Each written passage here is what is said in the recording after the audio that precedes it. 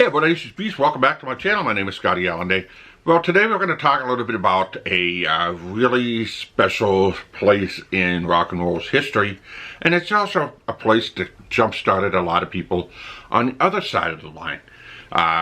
There's always been a fine dividing line, and the main line is between country music and rock and roll, and people have jumped the lines quite often. Jazz and blues have always played into both sides of the genre, so there's no real kind of a line with that type of music. Rhythm and blues played into rock and roll, rhythm and blues played into country music, so there's really never been a big line between those two genres. However, country music and rock and roll, there's always been a line. So let's talk a little bit about it today, and hopefully you guys will enjoy this piece of rock and roll history that I have worked really hard to, unearth. So, there's a guy by the name of Phillips. He grew up near the Music Shoals region of North Alabama, where as a small child he farmed fields with his family. He was surrounded by all kinds of music.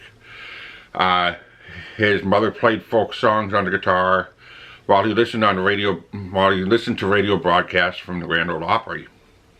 Through his love for music, this historic building came to life in 1950.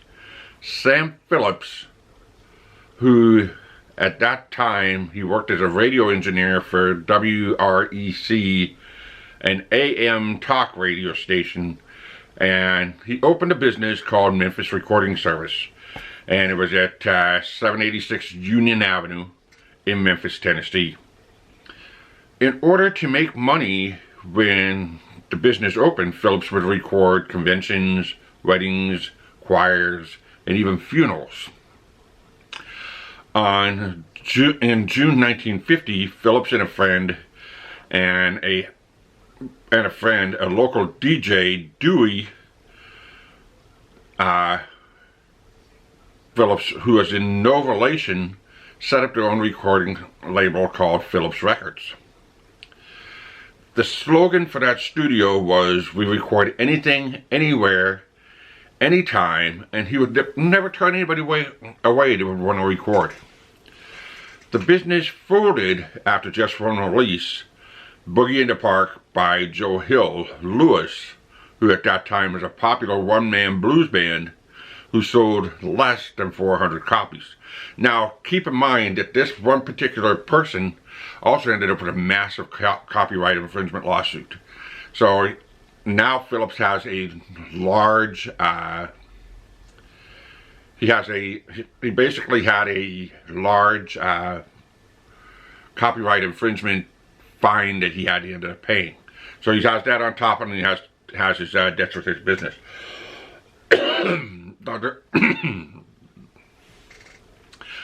And it was during this time that Phillips recorded what many consider to be the very first rock and roll song. And the title of the song was Rocket 88 by Jackie Brinston and his Delta Cats, which was the jazz name.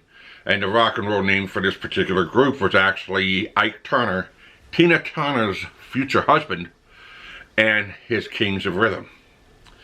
Now, the recording produced a distorted, fuzzy sound due to Phillips putting newspaper in the amplifier. Now, distortion came out right around in the 50s, and when I did a big deep dive into the distortion part of this and distortion pedals, there's really no birthplace, inventor of the distortion pedal. Now, I looked and it said, oh, this person.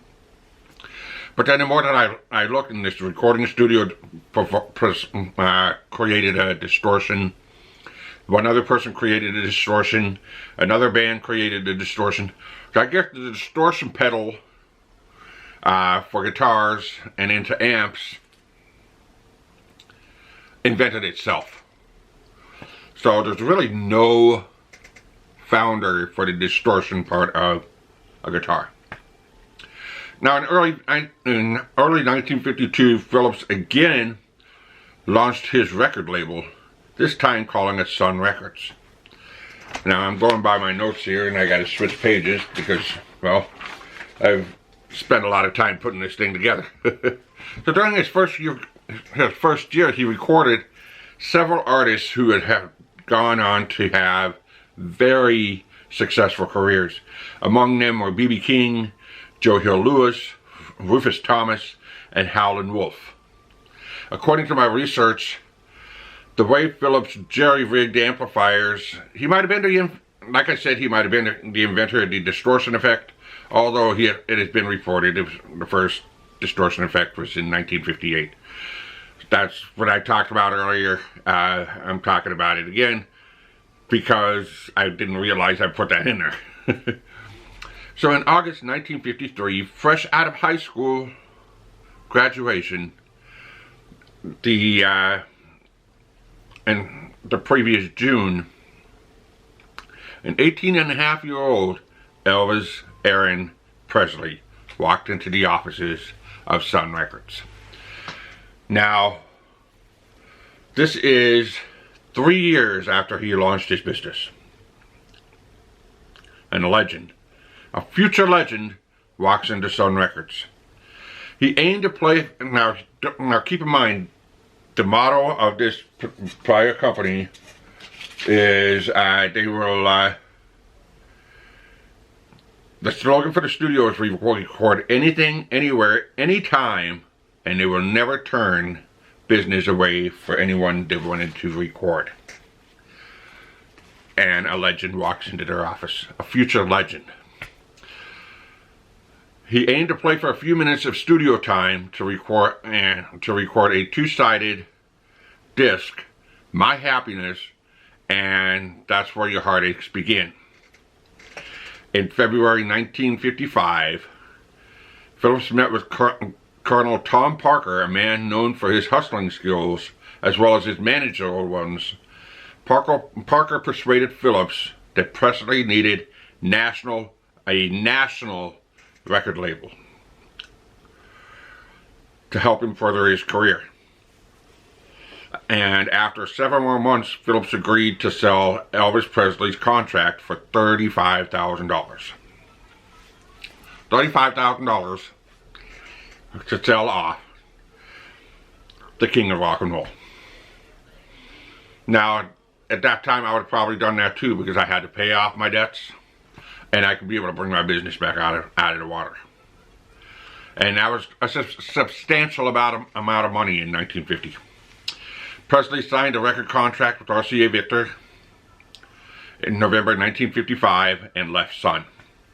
Phillips used the money to pay off the debts and further advance the careers of his other artists. And by now, he was featuring Johnny Cash, Carl Perkins, Jerry Lee Lewis, and Roy Orbison, all big name legends. Today, Sun Records still sits in Memphis as a landmark on the National Register of Historic Places. There are two places that people call the birthplace of rock and roll. One is in Cleveland, Ohio, which basically just coined the term rock and roll, which was basically off of, it was a, what are we going to call it, a sexual term turned into what we call the genre today. Or it's Memphis, Tennessee, which recorded the first record and actually produced legends. The one in Cleveland was basically a radio station that said rock and roll. So that's really, I don't know how the controversy is by saying, well, we just said the word rock and roll, so we're the birthplace. Or should it be the person that produced the first rock and roll record? And then the distortion effect, and then also popping out a legend. So it could go each way. So Sun was the first label to record Elvis Presley, Charlie Rich, Roy Orbison, Jerry Lee Lewis, Carl Perkins, and Johnny Cash. Now this is why I believe that Sun Records is the real birthplace for rock and roll. So when you get such an extensive story, and there's a lot more that I could have been able to put in today's video, and there's a lot more deep diving that I'm going to probably do, and eventually I'll probably end up with a good solid 20-minute video. But I'm just putting it out there so I can be able to start my collection of extraordinary places that rock and roll has built into history. And this concludes basically the birthplace of rock and roll. I did the Hollywood Bowl, I did the Fillmore, which was basically the birthplace of psychedelic rock, or basically the home for psychedelic rock. And I really wanted to do something like this, and I really wanted to put this off a little bit longer because I didn't want to, well, I really didn't want to, I wanted to dig even deeper, but I wanted to get it started. And I wanted to actually get something else I could be able to share with you. And eventually I'm going to go down to Sun Records. I'm going to go to the museum. It's not necessarily a recording studio anymore. It's a huge museum, and it shows a lot of the different things about rock and roll at that time. And, well, it's not that far from Graceland. And so it's going to be it'll be a fun bucket list area for me to be able to go. So hopefully you enjoyed this video today. Leave me a comment in the comment section below if you really enjoyed this video. If you learned something new about it, let me know. Please like the video, share with your friends. If you're new here, hit that subscribe button, hit that notification bell so you don't miss another video. Till next time, like usual, keep on rocking.